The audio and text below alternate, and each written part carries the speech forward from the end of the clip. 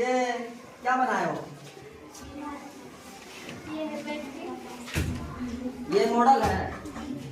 ये किस मॉडल के सिद्धांत पर कार्य करती है?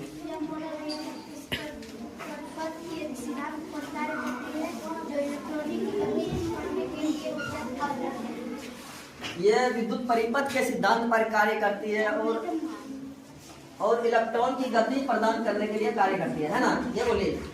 ठीक है। अच्छा, ये काम कैसे करती है इसको बताना जरा। ये बैटरी है। हाँ, ये जोर से बोलो।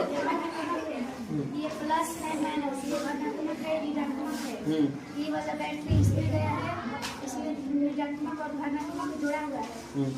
ये है बल्ब का मतलब। अच्छा, ये स्विच कैसे काम करती है? स्विच बल्ब का यानी कि स्विच दबाते हैं तो बल्ब जलने लगती है। Yes sir. वो कैसे जलती है? जो धारा प्रवाहित होती है उसमें ना। Yes sir. अच्छा। ये है ऋणात्मक, ये धनात्मक, ये और पंखा को इस करेंगे ना। तो इन्होंने बताया कि ये एक बैटरी है, यहाँ से विद्युत धारा प्रवाहित होती है और हमने बीच में एक स्विच लगाया। स्विच लगाकर धनात्मक टर्मिनल एक बल्ब के साथ जोड़े और इनका एक ऋणात्मक टर्मिनल बल्ब के साथ जोड़े और फिर जैसे स्विच ऑन किए बल्ब जलने लगा और स्विच ऑफ किए बल्ब बंद हो गई, है ना?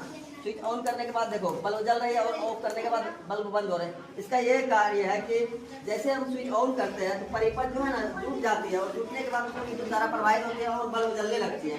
और जैसे ये स्विच बंद करते हैं तो परिपथ टूट जाती है और विद्युत धारा प्रवाहित होना बंद हो जाती है। उसके बाद ये बल्ब जलना बंद हो जाता है।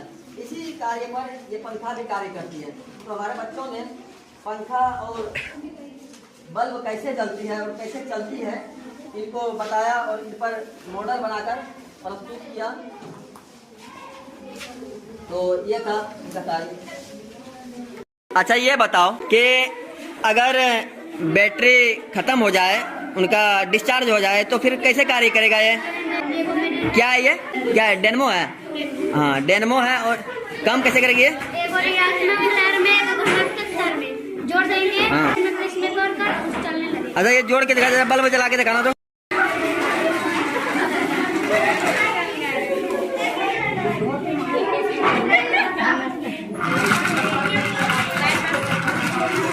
यानी कि ये बैटरी खत्म होने के बाद डेनमो कार्य करेगी, है ना?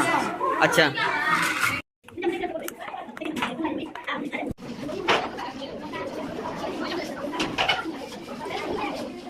ये तुमने कार्य किया